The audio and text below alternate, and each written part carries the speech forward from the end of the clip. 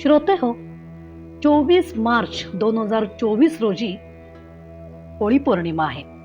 तर त्या निमित्तानं आज आपण होळी पौर्णिमेची संपूर्ण माहिती बघणार आहोत.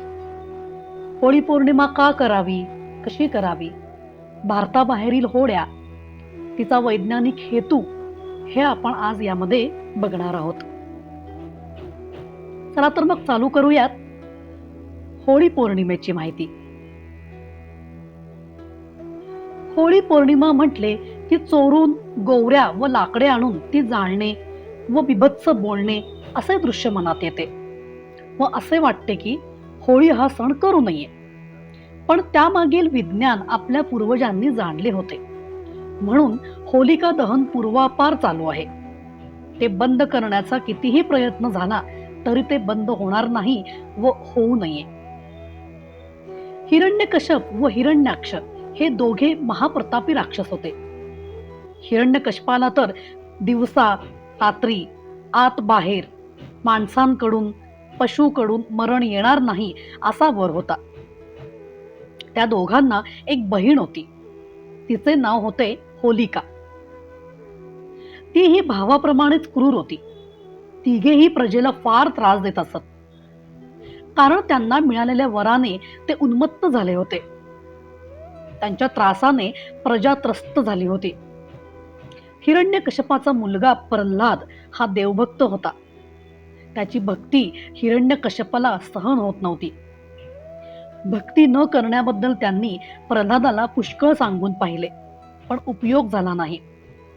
त्याची ईश्वर भक्ती चालूच राहिली. हिरण्यकश्यप संतापला व प्रल्हादाला नष्ट करण्याचं ठरवून त्याला उकळत्या तेलाच्या कढईत टाकले. पण प्रल्हादाला काहीही झाले नाही, तो सुरक्षितच राहिला. त्यामुळे त्याचा संताप अधिकच वाढला.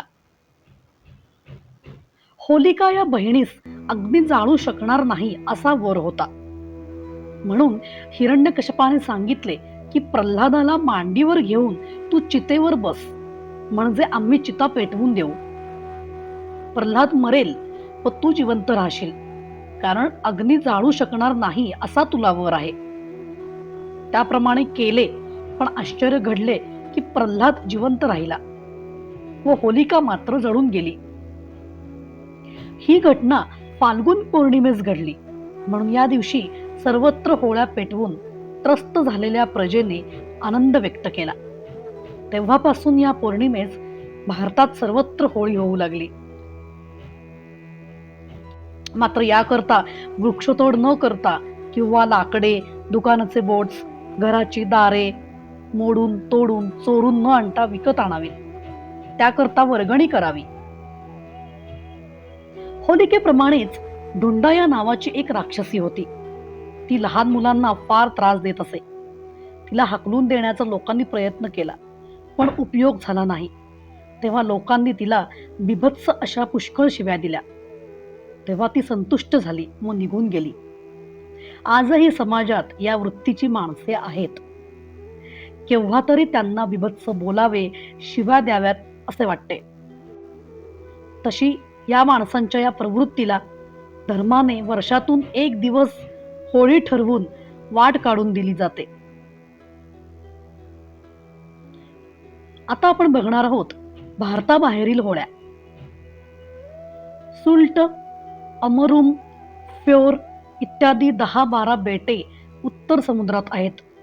त्यांना फ्रिजियन म्हणजे जर्मन बेटे असे म्हणतात. या देशात भारतापेक्षा खूपच प्रचंड व उंच अशा होळ्या होतात. दुमजली, तिमजली उंचीच्या होळ्या येथे दर साल अनेक ठिकाणी पेटतात. या उत्सवाला तेथे बिकन म्हणतात. होळ्या पेटवून त्याभोवती तेथील माणसे फेर धरून नाचतात, गाणी म्हणतात. फार पूर्वीपासून इंडो जर्मन संस्कृतीत साम्य आढळत आले आहे असे म्हणतात. ते खरे दिसते. वसंत ऋतूच्या आगमनानिमित्त हा सण तेथे केला जातो. अनेक हेतूंपैकी वसंत ऋतूचे आगमन हा आपलाही हेतू आहेच. जर्मनीत होळीच्या भोवती तेथील लोक फेर धरून नाचतात, पण बोंब मारत नाहीत. आपल्याकडे बोंब मारण्याची पद्धत आहे. त्याचेही कारण आहे, वेगळा विचार आहे. होळी कशी करावी?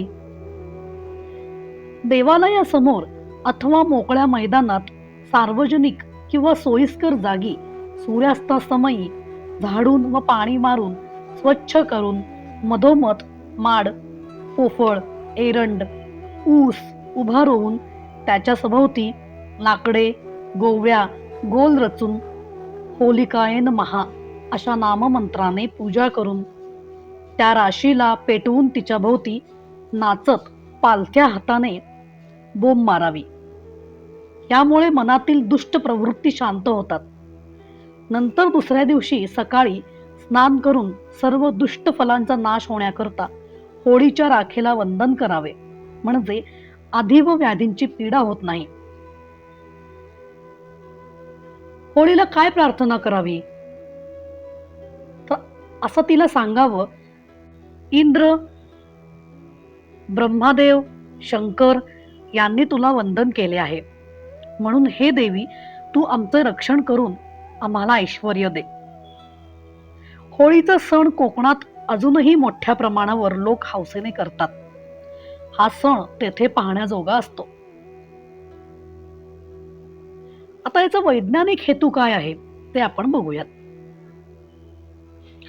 विषुववृत्तावर सूर्य आला की वसंत ऋतू सुरू होतो व उष्णता वाढू लागते. उकाडा वाढला की पाऊस येणार अशी आपली अपेक्षा असते. उष्णता वाढली की जमीन तापते.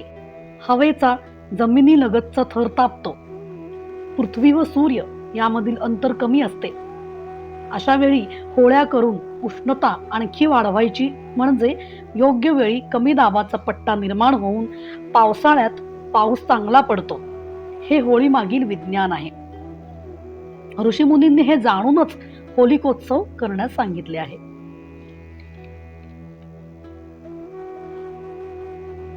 होळी म्हणजे केवळ चावटपणा, वात्रटपणा करणे नसून त्यामागे हे वैज्ञानिक कारण आहे हे लक्षात ठेवावे. हा सण धार्मिक, सामाजिक व वैज्ञानिक तीनही दृष्टीने महत्वाचा आहे, म्हणून या सणाची कोणी उपेक्षा करू नये. होळी हे अग्निपूजन आहे. वेळेवर पाऊस पडण्याची तरतूद आहे.